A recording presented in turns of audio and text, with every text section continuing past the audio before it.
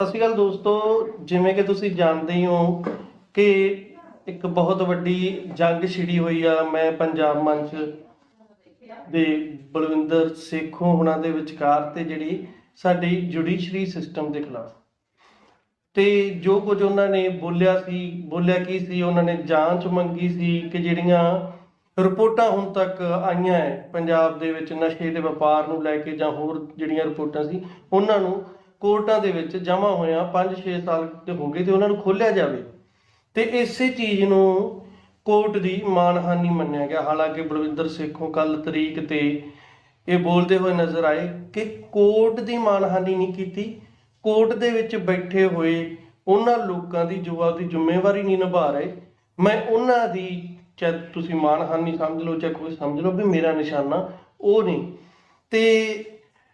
ਬਾਕੀ ਕਹਾਣੀ ਹੁਣ ਤੱਕ ਤੁਹਾਨੂੰ ਪਤਾ ਹੀ ਆ, ਅੱਗੇ ਦੀ ਕਹਾਣੀ ਕੀ ਹੈ, ਕਿੱਧਰ ਨੂੰ ਇਹ ਗੱਲ ਜਾਊਗੀ, ਉਹਦੇ ਲਈ ਆਪਣੇ ਨਾਲ ਹੈਗੇ ਆ ਡਾਕਟਰ ਹਰਿੰਦਰ ਸਿੰਘ ਜੀਰਾ ਜੀ। ਪਹਿਲਾਂ ਤਾਂ ਸਤਿ ਸ਼੍ਰੀ ਅਕਾਲ ਜੀ। ਵਾਹਿਗੁਰੂ ਜੀ ਕਾ ਖਾਲਸਾ ਵਾਹਿਗੁਰੂ ਜੀ ਕੀ ਫਤਿਹ। ਡਾਕਟਰ ਸਾਹਿਬ, ਜੋ ਪਿਛਲੇ 1.5 ਸਾਲ ਤੋਂ 2 ਸਾਲ ਤੋਂ ਬੋਲ ਰਹੇ ਸੀ ਸੇਖੋਂ ਸਾਹਿਬ, ਬਿਲਕੁਲ ਉਹੀ ਜਿਹੜਾ ਰਵੱਈਆ ਉਹਨਾਂ ਦਾ ਤਰੀਕ ਤੇ ਜਦੋਂ ਆਏ ਆ ਉਹ ਪੇਸ਼ੀ ਦੇ ਲਈ ਲਿਆਂਦਾ ਗਿਆ, ਜਦੋਂ ਉਹਨਾਂ ਨੂੰ ਉਹੀ ਸੇਮ ਰਵੱਈਆ ਸੀ, ਭੋਰਾ ਵੀ ਫਰਕ ਨਹੀਂ ਸੀ। ਹੁਣ ਅੱਗੇ ਦਾ ਰਾਹ ਕੀ ਹੋਊਗਾ, ਕਿਹੜਾ ਜਿਸ ਰਾਹ ਤੇ ਤੁਸੀਂ ਚੱਲੋਗੇ? ਰਾਹ ਖੋਸਾ ਸਾਹਿਬ ਇਹ ਹੈ ਕਿ ਇਹ ਨਾ ਮਤਲਬ ਦੋ ਅਲੱਗ-ਅਲੱਗ ਪਹਿਲੂਆਂ ਤੋਂ ਦੇਖਿਆ ਜਾਣ ਵਾਲਾ ਘਟਨਾਕ੍ਰਮ ਹੈ। ਇੱਕ ਤਾਂ ਇਹ ਹੈਗਾ ਕਿ ਜਿਸ ਟੌਪਿਕ ਦੇ ਉੱਤੇ ਗੱਲ ਚੱਲ ਰਹੀ ਹੈ, ਜਿਸ ਵਿਸ਼ੇ ਤੇ ਗੱਲ ਚੱਲ ਰਹੀ ਹੈ, ਉਹ ਵਿਸ਼ਾ ਦੇ ਉੱਤੇ ਗੱਲ ਕੇਂਦਰਿਤ ਰਹਿੰਦੀ ਹੈ, ਕਿਉਂਕਿ ਉਸ ਵਿਸ਼ੇ ਨੇ ਪੰਜਾਬ ਦੇ ਜਨ ਸਧਾਰਨ ਦੇ ਵਿੱਚ, ਖਾਸ ਤੌਰ ਤੇ ਪੇਂਡੂ ਖੇਤਰਾਂ ਦੇ ਵਿੱਚ ਮਤਲਬ ਬਹੁਤ ਵੱਡਾ ਦਰਦ ਤੇ ਪੀੜਾ ਦਿੱਤੀ ਹੈ। ਔਰ ਉਹਦੀ ਮਤਲਬ ਉਹਨੇ ਮੌਤਾਂ ਵੰਡੀਆਂ ਨੇ, ਠੀਕ ਹੈ, ਔਰ ਉਹ ਵੀ ਖਾਸ ਤੌਰ ਤੇ ਨੌਜਵਾਨ ਪੀੜ੍ਹੀ ਨੂੰ। ਮਤਲਬ ਇਹ ਇੱਕ ਗੱਲ ਜਿਹੜੀ ਇਹ ਧਿਆਨ ਕਰਨ ਵਾਲੀ ਹੈ, ਮਤਲਬ ਸਮਾਜ ਦੀ ਨੌਜਵਾਨ ਪੀੜ੍ਹੀ ਨੂੰ ਮੌਤਾਂ ਵੰਡੀਆਂ ਨੇ। ਸੋ ਇਹ ਇਦੋਂ ਮਹੱਤਵਪੂਰਨ ਵਿਸ਼ਾ ਜਿਹੜਾ ਹੈ ਉਹ ਸਮਾਜ ਵਾਸਤੇ ਹੋਰ ਕੋਈ ਨਹੀਂ ਹੋ ਸਕਦਾ, ਇੱਕ ਚੀਜ਼। ਦੂਸਰੀ ਗੱਲ ਇਹ ਹੈਗੀ ਹੈ ਕਿ ਜਿਹੜਾ ਮਤਲਬ ਜਦੋਂ ਅਸੀਂ ਗੱਲ ਕਰਦੇ ਹਾਂ ਕਿ ਬਲਵਿੰਦਰ ਸੇਖੋਂ ਨੇ ਉਹਨੇ ਕੀ ਸਟੈਪਸ ਲਏ, ਉਹਨੇ ਕਿਉਂ ਇਸ ਦੇ ਉੱਤੇ ਗੱਲ ਕਰ ਰਿਹਾ ਹੈ, ਉਹ ਕਿਹੜੇ ਸ਼ਬਦਾਂ ਦੇ ਨਾਲ ਗੱਲ ਕਰ ਰਿਹਾ ਹੈ, ਉਹ ਕਿਸ ਅਦਾਰੇ ਦੇ ਨਾਲ ਗੱਲ ਕਰ ਰਿਹਾ ਹੈ, ਉਸ ਅਦਾਰੇ ਦੀ ਮਾਣ ਮਰਿਆਦਾ ਕੀ ਹੈਗੀ ਹੈ, ਇਹ ਇੱਕ ਅਲੱਗ ਵਿਸ਼ਾ ਹੈਗਾ। ਸੋ ਜਿੱਥੋਂ ਤੱਕ ਤਾਂ ਜਿਹੜੀ ਪਹਿਲੇ ਵਿਸ਼ੇ ਦੀ ਗੱਲ ਹੈ, ਪਹਿਲੇ ਵਿਸ਼ੇ ਦੀ ਗੱਲ ਤਾਂ ਇਹ ਹੈ ਕਿ ਪੰਜਾਬ ਦੇ ਲੋਕਾਂ ਦੇ, ਪੰਜਾਬੀਆਂ ਦੇ ਅੱਗੇ ਇਹ ਮਤਲਬ ਸਭ ਤੋਂ ਵੱਡਾ ਚੈਲੰਜ ਜਿਹੜਾ ਹੈਗਾ ਪਿਛਲੇ 20-25 ਸਾਲਾਂ ਤੋਂ ਜਿਹੜਾ ਉੱਭਰਿਆ ਹੈ, ਜਿਹਦੇ ਵਿੱਚ ਨੁਕਸਾਨ ਤਾਂ ਜਿਹੜਾ ਹੈਗਾ ਹੀ ਹੈਗਾ। ਜਿਹੜੀ ਪੰਜਾਬੀ ਕੌਮ ਦੀ ਕ੍ਰੈਡੀਬਿਲਿਟੀ ਜਿਹੜੀ ਦੁਨੀਆ ਭਰ ਦੇ ਵਿੱਚ ਬਣੀ ਹੋਈ ਸੀ, ਜਿਹੜੀ ਉਹ ਵੀ ਮਤਲਬ ਦਾਅ 'ਤੇ ਲੱਗੀ ਹੈ। ਨੁਕਸਾਨ ਤਾਂ ਨੌਜਵਾਨ ਤਾਂ ਪੰਜਾਬ ਦਾ ਜਿਹੜਾ ਹੈਗਾ ਪਿਛਲੇ ਘੱਟੋ ਘੱਟ 4 ਦਹਾਕਿਆਂ ਤੋਂ ਮਤਲਬ ਜਿਹੜਾ ਹੈਗਾ ਉਹ ਅਣਆਈਏ ਮੌਤੇ ਮਰਦਾ ਆਈ ਜਾਂਦਾ ਹੈਗਾ, ਹਾਲਾਤਾਂ ਦੀ ਭੇਟਾ ਚੜ੍ਹ ਰਿਹਾ ਹੈ, ਠੀਕ ਹੈ। ਕਈ ਤਰ੍ਹਾਂ ਦੇ ਨੁਕਸਾਨ ਹੋਏ ਨੇ। ਹੁਣ ਤਾਂ ਤਰਾਸਦੀ ਇਹ ਵੀ ਨਹੀਂ ਸਰ, ਇਹ ਵੀ ਹੈ ਨਾ ਵੀ ਬੱਚਾ ਵੀ ਇੱਕ ਸੀਗਾ, ਜਿਹਦੇ ਮੰਨ ਲਓ ਘਰੇ ਅੱਗ ਵੜ ਗਈ ਤਾਂ ਘਰ ਖਾਲੀ। ਬਿਲਕੁਲ। ਸੋ ਇਹ ਮਤਲਬ ਜਿਹੜਾ ਹੈਗਾ ਇਸ ਵਿਸ਼ੇ ਦੀ ਮਹੱਤਤਾ ਜਿਹੜੀ ਹੈ ਉਹ ਇਸ ਕਰਕੇ ਬਹੁਤ ਵੱਡੀ ਹੈ ਕਿ ਇਹਨੇ ਨਾਲ ਜਿੱਥੇ ਸਾਡੇ ਲੋਕਾਂ ਨੂੰ ਐਡੀ ਪੀੜਾ ਦਿੱਤੀ ਹੈ, ਉੱਥੇ ਨਾਲ ਇੱਕ ਮਤਲਬ ਨਾ ਜਿਹੜੀ ਸ਼ਾਖ ਹੈ ਦੁਨੀਆ ਭਰ ਦੇ ਵਿੱਚ ਸਦੀਆਂ ਦੇ ਵਿੱਚ ਬਣਾਈ ਹੈ ਪੰਜਾਬੀ ਕੌਮ ਨੇ ਸ਼ਾਖ ਆਪਣੀ, ਠੀਕ ਹੈ ਨਾ। ਜਿੱਥੇ ਹਰੀ ਸਿੰਘ ਨਲੂਏ ਹੋਰਾਂ ਦਾ ਨਾਮ, ਠੀਕ ਹੈ, ਗੁਰੂ ਸਾਹਿਬਾਨਾਂ ਦੀ ਮਹਿਮਾ ਸਾਰੀ ਦੁਨੀਆ ਦੇ ਵਿੱਚ, ਠੀਕ ਹੈ, ਬਾਬਾ ਬੰਦਾ ਬਹਾਦਰ ਦੀ ਤੇ ਹੋਰ ਸਾਰੇ ਸੂਰਬੀਰਾਂ ਦੀ ਜਿਹੜੀ ਵੱਡੀਆਂ ਕੁਰਬਾਨੀਆਂ ਦੇ ਨਾਲ ਵੱਡੇ ਸਮੇਂ ਦੇ ਵਿੱਚ ਇੱਕ ਦੁਨੀਆ ਦੇ ਵਿੱਚ ਇੱਕ ਸ਼ਾਖ ਬਣੀ ਸੀ, ਉਹ ਵੀ ਦਾਅ 'ਤੇ ਲੱਗੀ ਹੈ ਕਿ ਉਹ ਕੌਮ ਨਸ਼ਿਆਂ ਦੇ ਨਾਲ ਮਰ ਰਹੀ ਹੈ। ਸੋ ਇਹ ਵੀ ਮਤਲਬ ਇੱਕ ਹੈਗਾ। ਸੋ ਇੱਕ ਬੜੇ ਤਰ੍ਹਾਂ ਦਾ ਨੁਕਸਾਨ ਹੈ ਜਿਹੜਾ ਪੰਜਾਬੀ ਜਿਹੜੀ ਪੀੜਾ ਚੱਲ ਰਿਹਾ ਹੈ। ਹੁਣ ਗੱਲ ਅੱਗੇ ਆ ਗਈ ਹੈ, ਮੈਂ ਇਹਨੂੰ ਸਮਝਦਾ ਕਿ ਇਹ ਤਾਂ ਇੱਕ ਬਹੁਤ ਛੋਟਾ ਜਿਹਾ ਨਰੇਟਿਵ ਹੈ ਜਿਸ ਦੇ ਉੱਤੇ ਕੇਂਦਰਿਤ ਕਰਨ ਦੀ ਗੱਲ ਨੂੰ ਕੋਸ਼ਿਸ਼ ਕੀਤਾ ਜਾ ਰਿਹਾ ਹੈ ਕਿ ਬਲਵਿੰਦਰ ਸੇਖੋਂ ਕਿੱਦਾਂ ਬੋਲ ਰਿਹਾ ਹੈ, ਬਲਵਿੰਦਰ ਸੇਖੋਂ ਕਿਹਦੇ ਬਾਰੇ ਬੋਲ ਰਿਹਾ, ਕਿਹੜੇ ਇੰਸਟੀਚਿਊਟ ਦੇ ਬਾਰੇ ਬੋਲ ਰਿਹਾ। ਕੌਣ ਨਹੀਂ ਜਾਣਦਾ ਕਿ ਅਦਾਲਤਾਂ ਸਾਡੇ ਵਾਸਤੇ ਮਾਣਯੋਗ ਨੇ। ਦੂਸਰੀ ਗੱਲ, ਜੇ ਇੱਕ ਸਵਾਲ ਹੋਰ ਹੈ ਕਿ ਜਿਸ ਬੰਦੇ ਨੇ 30-32 ਸਾਲ ਸਰਕਾਰ ਦੇ ਨਾਲ ਨੌਕਰੀ ਕੀਤੀ ਹੈ, ਗਜ਼ਟਡ ਪੋਸਟ ਤੱਕ ਉਹਨੇ ਸਰਵਿਸ ਕੀਤੀ ਹੈ, ਠੀਕ ਹੈ, ਉਹਨੂੰ ਵੀ ਸਮਝਾਉਣਾ ਪਊਗਾ ਕਿ ਮਾਣ ਮਰਿਆਦਾ ਕੀ ਹੁੰਦੀ ਹੈ। ਔਰ ਖਾਸ ਤੌਰ ਤੇ ਇਹ ਮਹਿਕਮਾ ਜਿਹੜਾ ਹਰ ਰੋਜ਼ ਆਪਣੀ ਰੂਟੀਨ ਦੀ ਨੌਕਰੀ ਦੇ ਦੌਰਾਨ ਹਰ ਰੋਜ਼ ਅਦਾਲਤਾਂ ਦੇ ਵਿੱਚ ਜਾਂਦਾ ਹੈ, ਅਦਾਲਤਾਂ ਨਾਲ ਬਾਹਰ ਰਹਿੰਦਾ, ਉਹਨੂੰ ਵੀ ਸਿਖਾਉਣਾ ਪਊਗਾ ਕਿ ਮਾਨ ਮਰਿਆਦਾ ਕੀ ਹੁੰਦੀ ਹੈ। ਸੋ ਮਤਲਬ ਜੇ ਕਿਤੇ ਉਸ ਤੋਂ ਵੀ ਅਗਲੀ ਗੱਲ, ਜੇ ਕਿਤੇ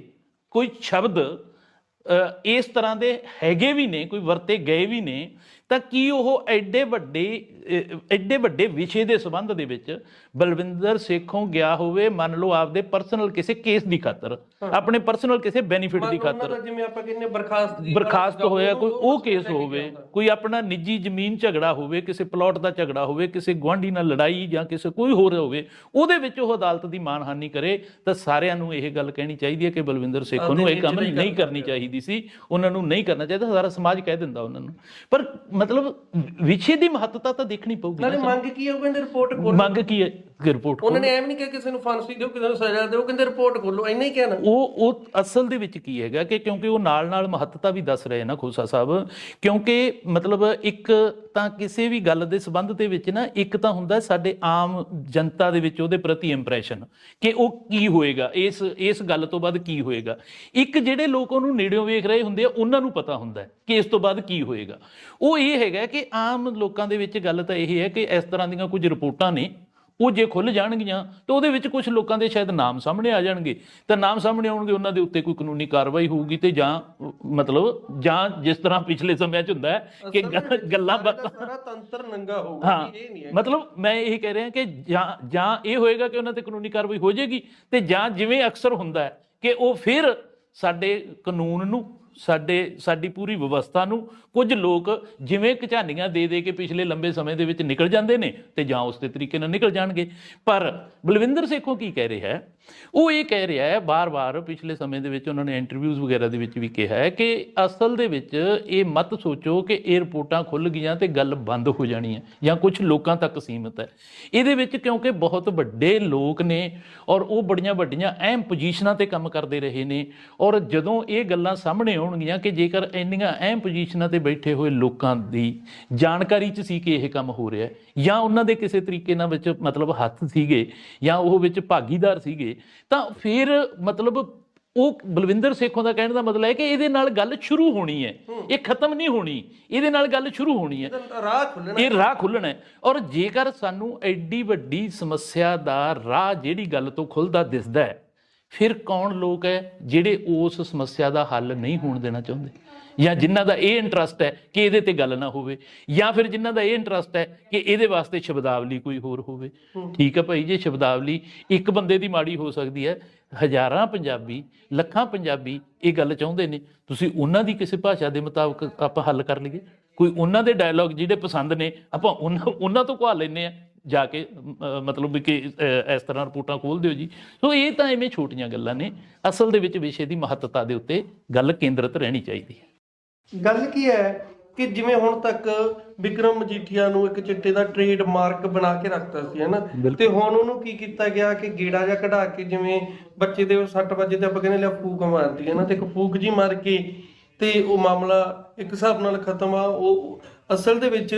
ਜਿਹੜਾ ਹੁਣ ਸਮਝਣ 'ਚ ਚੀਜ਼ਾਂ ਆਉਂਦੀਆਂ ਹਜੇ ਆਈਆਂ ਨਹੀਂ, ਜਿਹੜੀਆਂ ਆਉਣੀਆਂ ਸ਼ੁਰੂ ਹੋਈਆਂ, ਉਹ ਇਹ ਲੱਗਦਾ ਵੀ ਮਜੀਠੀਆ ਤਾਂ ਵੈਸੇ ਹੀ ਉਹਨੂੰ ਵੱਡਾ ਕਰਕੇ ਦਿਖਾਇਆ ਗਿਆ ਸੀ, ਉਹ ਤਾਂ ਬਹੁਤ ਛੋਟਾ ਜਿਹਾ ਹਿੱਸਾ ਹੈ ਇਸ ਵੱਡੇ ਰੈਕਟ ਦਾ, ਜਿਹੜਾ ਸਾਰਾ ਤੰਤਰ ਆ ਜਿੱਥੋਂ ਤੱਕ ਗੱਲ ਪਹੁੰਚੀ ਹੋਈ ਆ। ਤਾਂ ਹੁਣ ਜਿਵੇਂ ਹੀ ਇਹਨਾਂ ਨੇ ਉਹ ਵੱਡੇ ਨਾਵਾਂ ਦਾ ਜ਼ਿਕਰ ਕੀਤਾ, ਉਹਦੇ 2 ਨਾਂ ਹੀ ਲਏ ਸੀ, ਤੇ ਪਰਸੋਂ ਚੌਥੇ ਜਿਹੜੀ ਗ੍ਰਿਫਤਾਰੀ ਹੁੰਦੀ ਹੈ, ਕੱਲ ਉਹਨਾਂ ਦੀ ਪੇਸ਼ੀ ਸੀ, ਤੇ ਕੱਲ ਹੀ ਪੂਰੇ ਪੰਜਾਬ ਦੇ ਵਿੱਚ ਇੱਕ ਏਜੰਸੀ ਦੇ ਵੱਲੋਂ ਇੱਕ ਐਕਸਰਸਾਈਜ਼ ਕੀਤੀ ਗਈ, ਜਿਹੜੀ ਕਿ ਕਿਤੇ ਨਾ ਕਿਤੇ ਇਹ ਵੀ ਹੈਗਾ ਕਿ ਲੋਕ ਪ੍ਰਭਾਵ ਹੇਠ ਆਉਣ, ਜਿਵੇਂ ਤੁਸੀਂ 24 ਤਰੀਕ ਨੂੰ ਇਕੱਠ ਰੱਖਿਆ ਹੋਇਆ ਵੀ ਉਹਦੇ ਤੇ ਅਸਰ ਪੈ ਸਕਦਾ ਜੀ। ਦੇਖੋ, ਇਹ ਤਾਂ ਮੈਂ ਨਾ ਖੋਸਾ ਸਾਹਿਬ ਇਹੀ ਗੱਲ ਕਰਨੀ ਚਾਹੁੰਦਾ ਕਿ ਸਾਡੇ ਸਮਾਜ ਨੂੰ ਨਾ ਜਿਹੜੇ ਗਲਤ ਨੈਰੇਟਿਵਸ ਜਿਹੜੇ ਹੈਗੇ ਨੇ, ਉਹ ਕੌਣ ਦਿੰਦਾ ਹੈ ਤੇ ਉਹ ਕਿੱਥੋਂ ਉਪਜਦੇ ਨੇ। ਠੀਕ ਹੈ, ਜਿਸ ਤਰੀਕੇ ਨਾਲ ਤੁਸੀਂ ਆਹ ਗੱਲ ਕੀਤੀ ਹੈ ਨਾ, ਮਤਲਬ ਜਿਵੇਂ ਅਕਾਲੀ ਦਲ ਦੇ ਉਹ ਐਕਸ ਮਿਨਿਸਟਰ ਬਿਕਰਮਜੀਤ ਸਿੰਘ ਮਜੀਠੀਆ ਦਾ ਨਾਮ ਆਉਂਦਾ ਸੀਗਾ ਇਹਦੇ ਵਿੱਚ, ਇਹਨਾਂ ਰਿਪੋਰਟ ਮਤਲਬ ਡਰੱਗ ਦੇ ਧੰਦੇ ਦੇ ਵਿੱਚ। ਠੀਕ ਹੈ, ਉਹ ਕਾਫੀ ਦੇਰ ਤੋਂ ਉਹਦੇ ਵਾਸਤੇ ਅਰਵਿੰਦ ਕੇਜਰੀਵਾਲ ਮਤਲਬ ਜਿਹੜੇ ਹੈਗੇ ਆ 17 ਦੀ ਇਲੈਕਸ਼ਨ ਤੋਂ ਪਹਿਲਾਂ ਵੀ ਉਹਨਾਂ ਦੇ ਪੋਸਟਰ ਬਣਾ ਕੇ ਮਤਲਬ ਪੰਜਾਬ ਦੇ ਵਿੱਚ ਲਗਵਾਉਂਦੇ ਨੇ। ਠੀਕ ਹੈ, ਸੋ ਇਹ ਇੱਕ ਮਤਲਬ ਇਹ ਸਿਆਸਤ ਜਿਹੜੀ ਹੈ, ਕਿਉਂਕਿ ਪੰਜਾਬੀਆਂ ਨੂੰ ਦਰਦ ਦੇਣ ਵਾਲਾ ਮੁੱਦਾ ਕੌਣ ਹੈ? ਨਸ਼ੇ ਦਾ ਮੁੱਦਾ, ਠੀਕ ਹੈ। ਔਰ ਸਿਆਸਤ ਕੌਣ ਕਰ ਰਿਹਾ? ਜਿਨ੍ਹਾਂ ਨੇ ਕੁਰਸੀਆਂ ਤੇ ਕਾਬਜ ਹੋਣਾ, ਸਿਆਸਤ ਜਿਨ੍ਹਾਂ ਦੀ ਖੇਡ ਹੈ, ਠੀਕ ਹੈ, ਉਹ ਵਰਤਦੇ ਕਿਸ ਚੀਜ਼ ਨੂੰ ਨੇ? ਇਸ ਮੁੱਦੇ ਨੂੰ। ਸੋ ਉਹਨਾਂ ਦਾ ਕਿਤੇ ਨਾ ਕਿਤੇ ਇਹਨਾਂ ਗੱਲਾਂ ਦੇ ਨਾਲ, ਵੈਸੇ ਜੇ ਅਸੀਂ ਕਹੀਏ, ਸਾਨੂੰ ਉਹ ਇਲੈਕਸ਼ਨਾਂ ਦੇ ਦਿਨਾਂ ਦੇ ਵਿੱਚ, ਵੋਟਾਂ ਦੇ ਦਿਨਾਂ ਦੇ ਵਿੱਚ ਸਾਨੂੰ ਇਹ ਗੱਲਾਂ ਕਰਦੇ ਬਹੁਤ ਨਜ਼ਰ ਆਉਂਦੇ ਨੇ ਕਿ ਜੀ ਇਹ ਤਾਂ ਇਹ ਬੜੀ ਵੱਡੀ ਸਮੱਸਿਆ ਹੈ, ਇਹਦਾ ਹੱਲ ਕਰਨਾ ਚਾਹੀਦਾ, ਅਸੀਂ ਹੱਲ ਕਰਾਂਗੇ, ਆਹ ਕਰਾਂਗੇ। ਕਿਸੇ ਇਲੈਕਸ਼ਨ ਤੋਂ ਬਾਅਦ ਸਭ ਨੂੰ ਭੁੱਲ ਜਾਂਦਾ ਹੈ, ਠੀਕ ਹੈ। ਪਿਛਲੀ ਸਰਕਾਰ ਨੇ ਵੀ ਕੁਝ ਦਿਨਾਂ ਦੇ ਵਾਅਦੇ ਕੀਤੇ ਸੀ, ਇਸ ਸਰਕਾਰ ਨੇ ਵੀ ਕੁਝ ਦਿਨਾਂ ਦੇ ਵਾਅਦੇ ਕੀਤੇ ਸੀ। ਸੋ ਮੇਰਾ ਮਤਲਬ ਕਹਿਣ ਦਾ ਕਿ ਇਹ ਨੈਰੇਟਿਵਸ ਜਿਹੜੇ ਹੈਗੇ ਨੇ ਨਾ, ਇਹ ਮਤਲਬ ਸਾਡੇ ਲੋਕਾਂ ਦੇ ਵਿੱਚ ਕਿਉਂ ਫੈਲਦੇ ਨੇ? ਕਿਉਂਕਿ ਇਹੀ ਹੀ ਗੱਲ ਸਭ ਤੋਂ ਮਹੱਤਵਪੂਰਨ ਹੈ ਕਿ ਸਾਡੇ ਪ੍ਰਬੰਧ ਦੇ ਵਿੱਚ, ਸਾਡੀ ਪੂਰੇ ਪ੍ਰਬੰਧ ਦੇ ਵਿੱਚ, ਚਾਹੇ ਉਹ ਰਾਜਨੀਤਿਕ ਅਹੁਦੇ ਨੇ, ਚਾਹੇ ਉਹ ਬਿਊਰੋਕਰੇਟਿਕ ਐਡਮਿਨਿਸਟ੍ਰੇਸ਼ਨ ਦੇ ਨੇ, ਚਾਹੇ ਜੁਡੀਸ਼ਰੀ ਦੇ ਨੇ, ਸੋ ਉਹਨਾਂ ਦੀ ਕ੍ਰੈਡੀਬਿਲਿਟੀ ਡਾਊਨ ਕਿਉਂ ਹੋਈ ਹੈ? ਕਿਉਂ ਲੋਕਾਂ ਨੂੰ ਇਹ ਲੱਗਣ ਲੱਗ ਜਾਂਦਾ ਹੈ ਕਿ ਆਹ ਜਿਹੜਾ ਕੰਮ ਹੋ ਰਿਹਾ ਹੈ, ਇਹਦੇ ਪਿੱਛੇ ਆਹ ਕਾਰਨ ਹੋਣਗੇ? ਇਹ ਕਿਉਂ ਲੱਗਦਾ? ਕਿਉਂਕਿ ਉਹ ਇੱਕ ਤੁਸੀਂ ਕਹਾਵਤ ਸੁਣੀ ਹੋਣੀ ਹੈ ਨਾ, ਕਹਿੰਦੇ ਪਿੰਡ ਦੇ ਵਿੱਚ ਥਾਣੇਦਾਰ ਆਇਆ ਤੇ ਉਹ ਕੋਈ ਬੰਦਾ ਗਿਆ ਉਹਦੇ ਕੋਲੇ, ਕਹਿੰਦਾ ਜੀ ਮੈਂ ਚੋਰੀ ਤਾਂ ਕੀਤੀ ਨਹੀਂ, ਮੇਰਾ ਨਾਂ ਲੱਗਦਾ।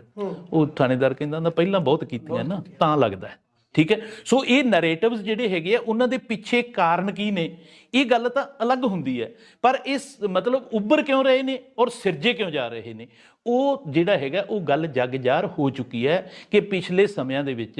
ਇਹਨਾਂ ਜ਼ਿੰਮੇਵਾਰ ਲੋਕਾਂ ਨੇ ਆਪਣੀਆਂ ਜਿਹੜੀਆਂ ਸੰਵਿਧਾਨਿਕ ਜ਼ਿੰਮੇਵਾਰੀਆਂ ਜਿਹੜੀਆਂ ਸੀਗੀਆਂ, ਉਹਨਾਂ ਨੂੰ ਨਿਭਾਉਣ ਤੋਂ ਕੁਤਾਹੀਆਂ ਕੀਤੀਆਂ ਨੇ। ਉਹਦੀ ਵਜ੍ਹਾ ਕਰਕੇ ਸਮਾਜ ਨੂੰ ਕਿਸੇ ਹੋਰ ਦਿਸ਼ਾ ਤੇ ਦਸ਼ਾ ਦੇ ਵੱਲ ਖਿੱਚ ਕੇ ਲੈ ਕੇ ਗਏ ਨੇ, ਔਰ ਉਹਦੇ ਵਾਸਤੇ ਕੁਝ ਨੈਰੇਟਿਵਸ ਇਹ ਦਿੰਦੇ ਨੇ ਔਰ ਕੁਝ ਨੈਰੇਟਿਵਸ ਸਮਾਜ ਆਪ ਖੜੇ ਕਰਦਾ ਹੈ, ਠੀਕ ਹੈ ਨਾ। ਹੁਣ ਅਸੀਂ ਕਿਸੇ ਵੀ ਗੱਲ ਨੂੰ, ਇਸ ਨੂੰ ਡਿਨਾਈ ਨਹੀਂ ਕਰ ਸਕਦੇ ਕਿ ਆਹ ਇਦਾਂ ਹੋਇਆ ਜਾਂ ਇਹਦੇ ਬਾਰੇ ਲੋਕ ਇਹ ਕਹਿ ਰਹੇ ਨੇ ਤਾਂ ਇਹ ਗਲਤ ਹੋਏਗਾ ਕਿ ਠੀਕ ਹੋਏਗਾ, ਕਿਉਂਕਿ ਇਹ ਪਿਛਲੇ ਮਾਹੌਲ ਦੇ ਵਿੱਚੋਂ ਉਪਜੀਆਂ ਹੋਈਆਂ ਗੱਲਾਂ ਨੇ। ਸੋ ਇਸ ਕਰਕੇ ਲੋਕਾਂ ਦਾ ਵਿਸ਼ਵਾਸ ਜਿਹੜਾ ਹੈਗਾ ਨਾ, ਉਹ ਵਿਸ਼ਵਾਸ ਟੁੱਟ ਰਿਹਾ ਹੈ। ਇਸੇ ਕਰਕੇ ਇਹ ਵਿਸ਼ਾ ਸਭ ਤੋਂ ਮਹੱਤਵਪੂਰਨ ਹੈ ਕਿ ਜੇਕਰ ਅਸੀਂ ਸਾਰੇ ਲੋਕ, ਅਗਰ ਅਸੀਂ ਇਸ ਮਤਲਬ ਮੁਲਕ ਦੇ, ਇਸ ਸਟੇਟ ਦੇ ਵਫਾਦਾਰ, ਤਾਂ ਜਿੰਨੀਆਂ ਕੁਤਾਹੀਆਂ ਕਿਸੇ ਵੀ ਸਿਸਟਮ ਦੇ ਵਿੱਚ ਹੋਈਆਂ ਨੇ, ਉਹਨਾਂ ਦੇ ਵਿੱਚ ਜ਼ਿੰਮੇਵਾਰ ਲੋਕਾਂ ਨੂੰ ਇੱਕ ਤਾਂ ਬਾਂਹ ਖੜੀ ਕਰਕੇ ਉਹ ਮੰਨ ਲੈਣੀਆਂ ਚਾਹੀਦੀਆਂ, ਉਹਨਾਂ ਤੋਂ ਪਿੱਛੇ ਹਟਣਾ ਚਾਹੀਦਾ, ਹਰ ਤਰ੍ਹਾਂ ਦੀ ਦਰੁਸਤੀ ਕਰਨੀ ਚਾਹੀਦੀ ਹੈ, ਚਾਹੇ ਉਹ ਕਿਸੇ ਵੀ ਖੇਤਰ 'ਚ ਹੋਵੇ, ਚਾਹੇ ਪੁਲਿਸ ਆਫੀਸਰਸ ਤੋਂ ਹੋਈ ਹੈ ਉਹਨਾਂ ਨੂੰ ਐਡਮਿਟ ਕਰਨਾ ਚਾਹੀਦਾ, ਪਿੱਛੇ ਹਟਣਾ ਚਾਹੀਦਾ। ਮੈਂ ਬਲਵਿੰਦਰ ਸੇਖੋਂ ਦੀ ਇਸ ਗੱਲ ਦੇ ਵਿੱਚ ਤਕੀਦ ਕਰਦਾ, ਮਤਲਬ ਉਹਨਾਂ ਦੀ ਜਿਹੜੀ ਹੈਗੀ ਆ, ਉਹਨਾਂ ਦੀ ਮੈਂ ਤਾਰੀਫ ਕਰਨੀ ਚਾਹੂੰਗਾ ਕਿ ਉਹਨਾਂ ਨੇ ਘੱਟੋ ਘੱਟ ਹਮੇਸ਼ਾ ਹਰੇਕ ਗੱਲ ਆਪਣੇ ਤੋਂ ਸ਼ੁਰੂ ਕਰਦੇ ਆ ਕਿ ਪਿਛਲੇ ਹਾਲਾਤ ਇਦਾਂ ਦੇ ਸੀਗੇ, ਇਹ ਸਿਸਟਮ ਇਦਾਂ ਦਾ ਬਣ ਚੁੱਕਿਆ ਹੈ ਕਿ ਇੱਥੇ ਇਸ ਸਿਸਟਮ ਦੇ ਵਿੱਚ ਹਰੇਕ ਕੜੀ ਜਿਹੜੀ ਹੈ ਉਹਨੂੰ ਉਸ ਤਰੀਕੇ ਨਾਲ ਕੰਮ ਕਰਨਾ ਪੈਂਦਾ ਹੈ, ਔਰ ਉਹਦੇ ਵਿੱਚੋਂ ਅਗਰ ਆਪਾਂ ਉਸ ਨੂੰ ਰੋਕਣਾ ਹੈ ਤਾਂ ਮਤਲਬ ਸਭ ਤੋਂ ਪਹਿਲੀ ਗੱਲ ਕਿਹੜੀ ਦੀ ਲੋੜ ਹੈ ਕਿ ਐਡਮਿਟ ਕਰਨ ਦੀ। ਜਦੋਂ ਉਹ ਖੁਦ ਕਹਿੰਦੇ ਨੇ ਨਾ, ਤੇ ਇਸ ਗੱਲ ਦੇ ਨਾਲ ਬਲਵਿੰਦਰ ਸੇਖੋਂ ਘਟ ਗਿਆ। ਸੋ ਮੈਂ ਕਹਿੰਦਾ ਕਿ ਪੂਰੇ ਮਤਲਬ ਸਾਰੇ ਲੋਕਾਂ ਨੂੰ, ਚਾਹੇ ਉਹ ਜ਼ਿੰਮੇਵਾਰ ਅਹੁਦਿਆਂ ਤੇ ਬੈਠੇ ਹੋਏ ਨੇ, ਖਾਸ ਤੌਰ ਤੇ ਡਿਊਟੀ ਉਹਨਾਂ ਦੀ ਹੈ ਜਿਹੜੇ ਅੱਜ ਪ੍ਰੈਜ਼ੈਂਟ ਬੈਠੇ ਹੋਏ ਨੇ, ਔਰ ਜਾਂ ਜਿਹੜੇ ਜ਼ਿੰਮੇਵਾਰ ਅਹੁਦਿਆਂ ਤੋਂ ਰਿਟਾਇਰ ਹੋ ਚੁੱਕੇ ਨੇ ਲੋਕ, ਉਹਨਾਂ ਨੂੰ ਸੱਚ ਜਿਹੜਾ ਹੈਗਾ, ਕਿਉਂਕਿ ਦੇਖੋ ਸਮਾਜ ਦਾ ਜਿਹੜਾ ਸਭ ਤੋਂ ਇੰਪੋਰਟੈਂਟ ਕੰਟੈਂਟ ਹੈ, ਸਾਨੂੰ ਤਾਂ ਗੁਰੂ ਸਾਹਿਬਾਨਾਂ ਨੇ ਦੱਸਿਆ ਹੋਇਆ ਕਿ ਸੱਚ ਹੀ ਸਭ ਤੋਂ ਇੰਪੋਰਟੈਂਟ ਕੰਟੈਂਟ ਹੈ ਸਮਾਜ ਦਾ। ਜਿਹੜੀ ਸਮਾਜ ਦੀ ਸਭ ਤੋਂ ਵੱਡੀ ਸਟਰੈਂਥ ਹੈ ਜਿਹੜੀ, ਉਹ ਕੀ ਹੈ? ਉਹ ਸੱਚਾਈ ਹੈ। ਉਹਨੂੰ ਲਿਪਾ ਪੋਚੀਆਂ ਤੇ ਝੂਠ ਪ੍ਰਦ ਜਿਹੜੇ ਹੈਗੇ ਆ, ਉਹ ਸਮਾਜ ਨੂੰ ਕਦੇ ਵੀ ਕਿਸੇ ਚੰਗੀ ਦਿਸ਼ਾ ਦੇ ਵੱਲ ਨਹੀਂ ਲਿਜਾ ਸਕਦੇ। ਸੋ ਇਸ ਕਰਕੇ ਇਹ ਸਾਨੂੰ ਹਰ ਇੱਕ ਨੂੰ ਇਹ ਗੱਲ ਅੰਡਰਸਟੈਂਡ ਕਰਨੀ ਚਾਹੀਦੀ ਹੈ, ਚਾਹੇ ਅਸੀਂ ਕਿਸੇ ਜ਼ਿੰਮੇਵਾਰ ਅਹੁਦੇ ਤੇ ਬੈਠੇ ਹਾਂ, ਚਾਹੇ ਅਸੀਂ ਸਧਾਰਨ ਸਮਾਜਿਕ ਪ੍ਰਾਣੀ ਹਾਂ, ਕਿ ਅਸਲੀਅਤ ਦੇ ਨੇੜੇ ਤੇੜੇ ਗੱਲ ਰਹਿਣ ਦੇਈਏ, ਅਸਲੀਅਤ ਦੇ ਨੇੜੇ ਤੇੜੇ ਗੱਲ ਚੱਲਣ ਦੀ ਚਾਹੀਦੀ ਹੈ। ਔਰ ਉਸ ਕਰਕੇ ਸਮਾਜ ਦੇ ਵਿੱਚ ਉਹਦੀ ਉਸ ਵਿਸ਼ੇ ਦੇ ਉੱਤੇ, ਉਸ ਮੁੱਦੇ ਦੇ ਉੱਤੇ, ਔਰ ਖਾਸ ਤੌਰ ਤੇ ਜਿਹੜੇ ਪੀੜਾਦਾਇਕ ਮੁੱਦੇ ਨੇ, ਜਿਹੜੇ ਪੀੜਾ ਦੇ ਰਹੇ ਨੇ ਸਮਾਜ ਨੂੰ, ਉਹਨਾਂ ਮੁੱਦਿਆਂ ਦੇ ਪ੍ਰਤੀ ਜੋ ਅਸਲੀਅਤ ਹੈਗੀ ਆ ਉਹ ਪਹਿਲਾਂ ਸਾਡੇ ਸਾਹਮਣੇ ਆਵੇ, ਫੇਰ ਹੀ ਅਸੀਂ ਕਿਸੇ ਹੱਲ ਵੱਲ ਤੁਰਾਂਗੇ ਨਾ। ਜੇ ਅਸੀਂ ਲਿਪਾ ਪੋਚੀਆਂ ਕਰਾਂਗੇ ਤਾਂ ਅਸੀਂ ਹੱਲ ਕਿੱਥੋਂ ਲੱਭ ਰਹੇ ਹਾਂ? ਔਰ ਮੈਂ ਸਮਝਦਾ ਜਿਹੜੀਆਂ ਆਹ ਕੰਟੈਂਪਟਸ ਜਾਂ ਇਸ ਤਰ੍ਹਾਂ ਦਾ ਜਿਹੜਾ ਇਹ ਸਾਰਾ ਕੁਝ ਹੈਗਾ, ਇਹ ਅਜੇ ਵੀ ਇਸ ਐਡੇ ਪੀੜਾਦਾਇਕ ਮੁੱਦੇ ਦੇ ਉੱਤੇ ਇੱਕ ਤਰ੍ਹਾਂ ਦੀਆਂ ਲਿਪਾ ਪੋਚੀਆਂ ਨੇ, ਮੈਨੂੰ ਇਹ ਲੱਗ ਰਿਹਾ। ਕਿ ਇਹ ਜਿਹੜੀ ਕਾਰਵਾਈ ਹੈ ਇਹ ਬਲਵਿੰਦਰ ਸੇਖੋਂ ਨੂੰ ਦੱਬ ਲਊਗੀ, ਕਿਉਂਕਿ ਸੇਖੋਂ ਸਾਹਿਬ ਨੇ ਪਹਿਲਾਂ ਵੀ ਉਹੀ ਗੱਲ ਕਹੀ ਵੀ ਆਹ ਕੁਛ ਆ, ਤਾਂ ਜਦੋਂ ਉਹਨਾਂ ਨੂੰ ਅੰਦਰ ਭੇਜਤਾ ਤਾਂ ਉਹਨਾਂ ਨੇ ਉਦੋਂ ਵੀ ਉਹੀ ਗੱਲ ਕਹੀ। ਹੁਣ ਇਸ ਤੋਂ ਬਾਅਦ ਜੇ ਮੰਨ ਲਓ ਬਲਵਿੰਦਰ ਸੇਖੋਂ ਦੱਬਦੇ ਨਹੀਂ ਤਾਂ ਫਿਰ ਕੋਰਟ ਕੋਲੇ ਹੋਰ ਕੀ ਰਾਹ ਰਹੂਗਾ? ਜੇਲ੍ਹ ਤਾਂ ਉਹਨਾਂ ਨੂੰ ਭੇਜਤਾ ਤੇ ਉਹ ਫਿਰ ਵੀ ਉਹੀ ਬੋਲੀ ਬੋਲਦੇ ਆ। ਦੇਖੋ ਇਹ ਵੀ ਖੋਸਾ ਸਾਹਿਬ ਗੱਲ ਉਹੀ ਹੈ ਨਾ, ਹੁਣ ਦੇਖੋ ਮਤਲਬ ਜੇ ਤਾਂ ਇਹ ਗੱਲ ਹੋਵੇ ਕੋਈ ਛੋਟੇ ਲੈਵਲ ਦੀ ਹੋਵੇ, ਛੋਟਾ ਮੁੱਦਾ ਹੋਵੇ, ਤਾਂ ਉਹਦੇ ਪਿੱਛੇ ਕਿਸੇ ਇਨਸਾਨ ਨੂੰ ਜੇਲ੍ਹਾਂ ਕੱਟਣ ਦੀ ਜਾਂ ਕੁਝ ਇਸ ਤਰ੍ਹਾਂ ਦਾ ਕਰਨ ਦੀ ਕੀ ਜ਼ਰੂਰਤ ਹੈ, ਕਿਉਂ ਹੈ? ਪਰ ਹੁਣ ਦੇਖੋ ਜਿਸ ਇਨਸਾਨ ਨੇ ਉਸ ਮੁੱਦੇ ਦੇ ਉੱਤੇ ਗੱਲ ਕੀਤੀ ਹੈ, ਕਰਨੀ ਸ਼ੁਰੂ ਕੀਤੀ ਹੈ, ਹਰ ਇਨਸਾਨ ਦੀ ਇੱਕ ਆਪਣੇ ਸਮਾਜ ਦੇ ਪ੍ਰਤੀ ਇੱਕ ਉਹਦੇ ਦਿਲ ਦੇ ਵਿੱਚ ਇੱਕ ਭਾਵਨਾ ਹੁੰਦੀ ਹੈ, ਚਾਹੇ ਉਹ ਥੋੜੀ ਹੋਵੇ ਚਾਹੇ ਬਹੁਤੀ ਹੋਵੇ। ਹੁਣ ਉਹਨਾਂ ਨੇ ਮਤਲਬ ਕਿਉਂਕਿ ਉਹਨਾਂ ਨੇ ਇਸ ਸਿਸਟਮ ਦੇ ਵਿੱਚ ਰਹਿ ਕੇ ਇਹ ਸਾਰਾ ਕੁਝ ਨੇੜਿਓਂ ਦੇਖਿਆ ਹੋਇਆ, ਉਹਨਾਂ ਨੂੰ ਇਹਨਾਂ ਸਾਰੀਆਂ ਗੱਲਾਂ ਦੀ ਜਾਣਕਾਰੀ ਹੈ ਕਿ ਕਿਸ ਤਰੀਕੇ ਦੇ ਨਾਲ ਮਤਲਬ ਸਿਸਟਮ ਦੀਆਂ ਊਣਤਾਈਆਂ ਹੀ ਇਹਨਾਂ ਗੱਲਾਂ ਨੂੰ ਪ੍ਰਮੋਟ ਕਰਵਾ ਰਹੀਆਂ ਨੇ। ਠੀਕ ਹੈ, ਹੁਣ ਇੱਕ ਬਾਹਰੋਂ ਦੇਖਣ ਵਾਲੇ ਇਨਸਾਨ ਵਾਸਤੇ ਜਾਂ ਬਾਹਰੋਂ ਦੇਖਣ ਵਾਲੇ ਦਰਸ਼ਕ ਵਾਸਤੇ ਤਾਂ ਉਹ ਗੱਲਾਂ ਅਚੰਭਾਦਾਇਕ ਹੋ ਸਕਦੀਆਂ, ਪਰ ਕੀ ਇਹ ਗੱਲ ਨਹੀਂ ਹੋ ਸਕਦੀ ਕਿ ਜਿਸ ਇਨਸਾਨ ਦੇ ਅੰਦਰ ਪੀੜਾ ਉੱਠੀ ਹੁੰਦੀ ਹੈ ਇਹ, ਤੇ ਉਹਦੇ ਵਾਸਤੇ ਅਸੀਂ ਪਿਛਲੇ ਸਮਿਆਂ ਦੇ ਵਿੱਚ ਵੀ ਤਾਂ ਦੇਖਿਆ ਕਿ ਕੁਰਬਾਨੀਆਂ, ਜਾਨਾਂ ਦੀਆਂ ਕੁਰਬਾਨੀਆਂ ਕਰ ਜਾਂਦੇ ਨੇ ਲੋਕ। ਠੀਕ ਹੈ, ਆਪਣੀ ਬੇਟੀ ਨੂੰ ਵੀ ਬੁਲਾਇਆ ਉਹਨਾਂ ਨੇ, ਕੱਲ ਪ੍ਰੈਜ਼ੈਂਟ ਕੀਤਾ ਸਾਰਿਆਂ ਦੇ ਸਾਹਮਣੇ, ਕਿਉਂਕਿ ਉਹਨਾਂ ਨੂੰ ਇਹ ਲੱਗ ਰਿਹਾ ਹੈ ਕਿ ਜਿਵੇਂ ਪਿਛਲੇ ਸਮੇਂ ਦੇ ਮੁਤਾਬਕ ਨਾ ਸਾਡੇ ਇੱਥੇ ਬਹੁਤ ਕੁਝ ਇਹੋ ਜਿਹਾ ਹੁੰਦਾ ਕਿ ਮੈਂ ਪੰਗਾ ਲੈ ਰਿਹਾ ਜਾਂ ਮੈਂ ਵੀ ਮੰਨ ਲਓ ਕਿਸੇ ਦੀ ਹਿੱਟ ਲਿਸਟ ਤੇ ਆ ਜਾਂ ਮੈਂ ਕਿਸੇ ਦੇ ਨਿਸ਼ਾਨੇ ਤੇ ਆ, ਤਾਂ ਉਹਨੂੰ ਕੀ ਹੁੰਦਾ ਕਿ ਮੈਂ ਆਪਣੀ ਫੈਮਿਲੀ ਨੂੰ ਸੇਵ ਕਰ ਜਾਂ, ਪਰ ਉਹ ਆਪਣੀ ਫੈਮਿਲੀ ਨੂੰ ਵੀ ਲੜਾਈ 'ਚ ਲਿਆ ਰਹੇ। ਬਿਲਕੁਲ ਉਹੀ ਹੈ ਨਾ ਜੀ, ਉਹ ਇਹ ਅਜਿਹਾ ਕਿਉਂ ਹੋ ਰਿਹਾ ਹੈ? ਮੈਨੂੰ ਇਹ ਲੱਗ ਰਿਹਾ ਹੈ ਕਿ ਅਸੀਂ ਦੇਖਦੇ ਹਾਂ ਕਿ ਉਹ ਇਹ ਜਿਹੜਾ ਹੈ ਨਾ, ਕਿਉਂਕਿ ਇਹ ਰੂਟੀਨ 'ਚ ਨਹੀਂ ਹੁੰਦਾ, ਹਰੇਕ ਇਨਸਾਨ ਦੇ ਵਿੱਚ ਇਦਾਂ ਨਹੀਂ ਹੁੰਦਾ, ਤਾਂ ਸਾਨੂੰ ਕਈ ਵਾਰੀ ਨਾ ਮਤਲਬ ਉਹਦੀ ਸਹੀ ਤਸਵੀਰ ਸਮਝਣ ਦੇ ਵਿੱਚ ਦੇਰੀ ਲੱਗ ਜਾਂਦੀ ਹੈ। ਮੈਨੂੰ ਇਹ ਲੱਗ ਰਿਹਾ ਹੈ ਕਿ ਵਾਕਿਆ ਹੀ ਰੂਪ ਦੇ ਵਿੱਚ, ਕਿਉਂਕਿ ਉਹਨਾਂ ਨੇ ਇਹ ਸਾਰੀਆਂ ਚੀਜ਼ਾਂ ਨੇੜਿਓਂ ਦੇਖੀਆਂ ਨੇ, ਉਹਨਾਂ ਨੂੰ ਇਹਦਾ ਬੜਾ ਵੱਡਾ ਦਰਦ ਹੈ, ਔਰ ਉਹਨਾਂ ਨੂੰ ਆਪਣੇ ਪਰਿਵਾਰ ਦੀ ਜ਼ਿੰਦਗੀ, ਸੁੱਖ ਆਰਾਮ ਜਿਹੜਾ ਹੈਗਾ, ਉਹ ਇਸ ਵਿਸ਼ੇ ਦੇ ਮੁਕਾਬਲਤਨ, ਇਸ ਵਿਸ਼ੇ ਦੀ ਜਿੱਡੀ ਵੱਡੀ ਮਹੱਤਤਾ ਹੈ, ਜਿੱਡੀ ਵੱਡੀ ਪੀੜਾ ਇਹ ਵਿਸ਼ਾ ਸਮਾਜ ਨੂੰ ਦੇ ਰਿਹਾ ਹੈ, ਉਹਦੇ ਮੁਕਾਬਲਤਨ ਕਿਤੇ ਨਾ ਕਿਤੇ ਉਹਨਾਂ ਨੂੰ ਆਪਣੀਆਂ ਪੀੜਾ ਛੋਟੀਆਂ ਲੱਗਦੀਆਂ। ਮੈਨੂੰ ਇਹ ਲੱਗ ਰਿਹਾ ਹੈ ਅੱਜ ਸਮਾਜਿਕ ਨਰੇਟਿਵ ਉਹਦੇ ਕੀ ਬਣ ਰਹੇ ਨੇ, ਉਹ ਗੱਲਾਂ ਅਲੱਗ ਨੇ। ਠੀਕ ਹੈ, ਉਹ ਵਾਰ-ਵਾਰ ਜਿਹੜੀਆਂ ਪਿਛਲੀਆਂ ਵੀਡੀਓਜ਼ ਦੇ ਵਿੱਚ ਵੀ ਮੈਂ ਦੇਖਦਾ ਰਿਹਾ, ਉਹਨਾਂ ਨੇ ਵਾਰ-ਵਾਰ ਇਹ ਗੱਲ ਕਹੀ ਹੈ ਕਿ ਇੱਥੇ ਲੋਕ ਐਲੀਮੀਨੇਟ ਵੀ ਹੋਏ ਨੇ, ਲੋਕ ਮੁੜ ਕੇ ਲੱਭੇ ਨਹੀਂ। ਠੀਕ ਹੈ, ਅਜਿਹਾ ਵੀ ਕੁਝ ਹੋ ਸਕਦਾ ਹੈ, ਵਾਪਰ ਸਕਦਾ ਹੈ। ਇਹ ਅਜਿਹਾ ਵੀ ਕਿਉਂ ਕਰ ਰਹੇ ਨੇ, ਉਹ ਕਿਉਂ ਕਹਿ ਰਹੇ ਨੇ? ਕਿਉਂਕਿ ਉਹਨਾਂ ਨੇ ਉਹ ਸਾਰਾ ਕੁਝ ਉੱਥੋਂ ਹੀ ਤਾਂ ਉਹ ਆਏ ਨੇ ਜਿੱਥੇ ਐਸਾ ਕੁਝ ਸਾਰਾ ਕੁਝ ਹੁੰਦਾ ਹੈਗਾ। ਠੀਕ ਹੈ ਨਾ, ਸੋ ਹੁਣ ਅੱਜ ਜਿਹੜੀ ਹੈਗੀ ਹੈ, ਮੈਂ ਇਹ ਸਮਝਦਾ, ਮੈਂ ਇਹ ਗੱਲ ਵਾਰ-ਵਾਰ ਤਾਂ ਕਰਦਾ ਕਿ ਅੱਜ ਸਾਨੂੰ ਅਸੀਂ ਇਸ ਮੁਕਾਮ ਤੇ ਜਿਸ ਤੇ ਪਹੁੰਚ ਚੁੱਕੇ ਹਾਂ, ਜਿਹਦੇ ਵਿੱਚ ਨੁਕਸਾਨਾਂ ਦਾ, ਪੀੜਾ ਦਾ ਕੋਈ ਮਤਲਬ ਕੋਈ ਐਸੀ ਇੰਤਹਾ ਬਾਕੀ ਨਹੀਂ ਹੈ। ਠੀਕ ਹੈ, ਜਿਹੜੀ ਅਜੇ ਅਸੀਂ ਜਿਸ ਦੇ ਵਿੱਚ ਅਜੇ ਜਿਹਦੀ ਅਸੀਂ ਹੋਰ ਉਡੀਕ ਕਰਦੇ ਹੋਈਏ ਕਿ ਅਜੇ ਕਸਰ ਬਾਕੀ ਹੈ। ਸੋ ਇਸ ਅਜਿਹੇ ਮੁਕਾਮਾਂ ਤੇ ਆ ਕੇ ਪਿਛਲੇ ਸਮਿਆਂ 'ਚ ਗਲਤੀਆਂ ਹੋਈਆਂ ਹੋਣਗੀਆਂ, ਸਭ ਤੋਂ ਹੋਈਆਂ ਹੋਣਗੀਆਂ, ਕੋਈ ਇੱਕ ਹੀ ਜ਼ਿੰਮੇਵਾਰ ਨਹੀਂ ਹੈਗਾ, ਪਰ ਘੱਟੋ ਘੱਟ ਇਸ ਦੌਰ ਦੇ ਵਿੱਚ ਆ ਕੇ ਜਦੋਂ ਪੂਰਾ ਪੰਜਾਬੀ ਵਰਲਡ ਜਿਹੜਾ ਹੈਗਾ, ਪੰਜਾਬੀ ਦੁਨੀਆ ਜਿਹੜੀ ਹੈ, ਜਦੋਂ ਉਹ ਇੱਕ ਬਦਲਾਅ ਦੇ ਰੌ ਦੇ ਵਿੱਚ ਹੈ, ਤਾਂ ਉਦੋਂ ਕੌਣ ਲੋਕ ਨੇ ਜਿਹੜੇ ਅੱਗੇ ਆ ਕੇ ਇਹਨਾਂ ਗੱਲਾਂ ਨੂੰ ਐਡਮਿਟ ਕਰਦੇ ਨੇ,